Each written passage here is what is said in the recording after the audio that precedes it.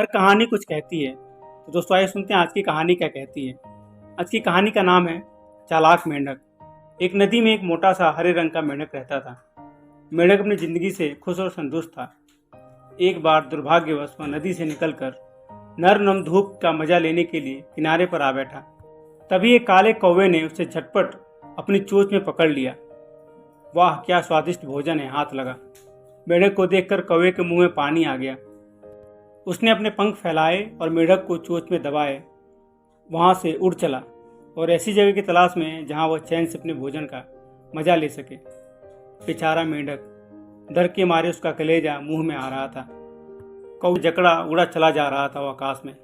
वह जानता था कि उसका अंत निकट है और वह यह भी जानता था कि अपने सदियों पुराने चालाक दुश्मन को परास्त करना उसके बस में नहीं है। फिर भी उसने तय किया कि वह अक्ल से काम लेगा और कौवे को पता भी नहीं चलने देगा वह कितना डरा हुआ है।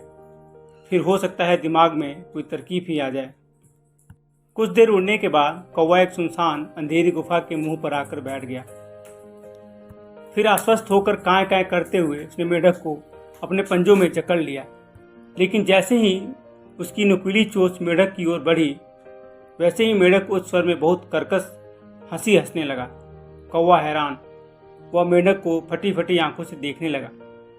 अरे मेंढक, तू हंसता क्यों है? मालूम होता है तू शरीर से ही नहीं अक्ल से भी मोटा है। क्या तू जानता नहीं है कि तू मरने वाला है? मैं ही नहीं, तुम भी मरने वाले हो, मेंढक बोला। मेरे दोस्त, इस गुफा में एक बहुत ही भयंकर सांप रहता है और शीघ्र ही तुम उसकी थाली में भी परोसे जाओगे। कौवा सुनकर घबराया और बिना वक्त गंवाए मेंढक को चोंच में दबाकर फिर उड़ चला। कौवा बहुत ऊंचा उड़ा और आखिर में एक ऊंचे पेड़ के ऊपर जा बैठा। एक बार फिर वह मेंढक को खाने की तैयारी करने लगा और इससे पहले कि वह मेंढक के सिर पर अपनी चोंच का निशाना बनाता, मोटा मेंढक फिर से जोर जोर से हंसने लगा। कौवा फिर रुक गया और अपने शिकार को गुस्से से देखने लगा। हाँ जी श्रीमान, यह बेवकूफ़ों की तरह क्यों हंस रहे हो? इस ऊंचे पेड़ पर तुम्हारा दोस्त सांप तो मुझे कुछ भी नहीं कर सकता है और कहीं दिखाई नहीं दे रहा है। मेरे मित्र, सांप तो यहाँ कतई नहीं रहता, मेंढक बोला। लेकिन मेरी एक और दोस्त बिल्ली जरूर यहाँ रहती है और उसे कौवों का मांस तो खास तौर पर पसंद है। तुम्हें अपने भोजन के रूप में यहाँ देखकर तो उसकी बाँछें खिल जाएगी। तुम्हें अपने भोजन के रूप में यहाँ देखकर तो उसकी बाँछें ही खिल जाएंगी। कौवा डर के मारे थर थर कांपने लगा। असहाय मेंढक को चोंच में दबाए वह एक बार फिर हवा में चला। अब तक कौवे को गुस्सा 7वें आसमान पर पहुंच चुका था। मेंढक को खाने की उसकी कोशिश 2 बार बेकार हो चुकी थी। वह जल्द ही एक दूर दराज जगह पर जा बैठा, एक ऊंची पथरीली पहाड़ी के एक पुराने और उजाड़ मंदिर पर।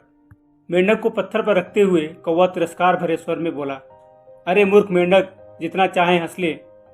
यहाँ पर तेरा कोई भी दोस्त नहीं है जो तेरे प्राण बचाने आएगा। न सांप न बिल्ली, यहाँ कोई नहीं आता है। तुझे बचाने वाला यहाँ तो कोई नहीं है और अब मैं तुझे तसल्ली के साथ मज़े से खाऊंगा। लेकिन मेंढक फिर एक बार हंसने लगा और इस दफा तो कौवे का चेहरा देखने लायक था। हैरानी के मारे उसकी चोंच खुली रह गई। मौत के फरिश्ते तुम्हारे सिर पर मंडरा रहे हैं और तुम हंस रहे हो? और गुस्से से तिलमिला उठा। मौत के फरिश्ते तो तुम्हारे सिर पर मंडरा रहे हैं, मेंढक बोला। ऐसा है कि भाई कि तुम मुझे शिव मंदिर ले आए हो और मैं भगवान शिव का अनन्य भक्त हूँ। वह तो कोई भी चमत्कार कर सकते हैं। तुम्हें क्या लगता है कि अगर तुम मुझे खा जाओगे तो क्या वे तुम्हें यहाँ से जीवित जाने देंगे? नहीं, कभी नहीं मेरे दोस्त, कभी नहीं। तुम्हारा भी सर्वनाश होकर ही रहेगा। यह सब सुनकर कौवा हताश हो गया। मेंढक की बातें उसे इतनी सच्ची लगी कि वह एक भी पल गंवाए बिना मेंढक पर झपटा और फिर उड़ चला।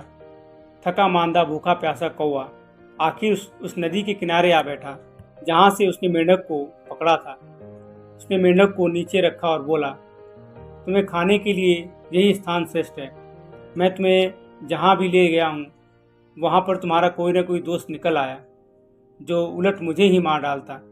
लेकिन जाहिर है यहाँ तुम्हारी पुकार सुनने वाला कोई भी नहीं है, क्योंकि यहीं से तुम्हें इतनी आसानी से मैं पकड़ा था। अब जितना हंसना है हंस लो, कौवे ने ताना दिया। अब तो बस मरने वाले हो। मेंढक बिल्कुल चुप रहा। फिर वह सिर झुकाकर रोने लगा। यह सच है कि मेरा यहाँ कोई दोस्त नहीं है, वह बोला। और मैं मरने के लिए तैयार हूँ। मैं बस एक बात कहना चाहता हूँ, मेरी आखिरी इच्छा पूरी की जाए। मैं क्यों तुम्हारी कोई भी इच्छा पूरी करूँ, कौवे ने रूखेपन से कहा। मैं भी थका हुआ हूँ, भूखा हूँ। मैंने तुम्हें 3 बार मौत के मुंह से निकाला है। मेंढक रोते रोते बोला, कृपा करो और मेरी आखिरी इच्छा पूरा कर दो। उसने उम्मीद की, मरते हुए भी तुम्हें दुआ ही दूंगा। अच्छा अच्छा ठीक है, कौवा अधीर होकर बोला, जल्दी से अपनी इच्छा बताओ, मेरे पास फिजूल वक्त नहीं है। मेंढक अपनी डबडबाई आंखें उठाकर कौवे की तरफ देखने लगा। उसकी आवाज़ कांप रही थी।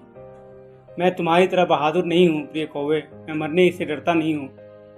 मेरी प्रार्थना है कि मेरी मृत्यु तत्काल और बिना दर्द के हो। तुम्हारी यह बड़ी सी काली चोंच बहुत मोटी है और तेज भी नहीं है। मुझे डर है कि इससे तुम मेरा हृदय भेदोगे और मुझे दर्द होगा। कृपया करके अपनी चोंच गीली करके उसे थोड़ा तेज कर लो ताकि मैं आसानी से मर सकूं। कौवा को सोचते हुए अपनी छोटी छोटी काली आंखों से मेंढक की तरफ टकटकी लगाकर देखने लगा।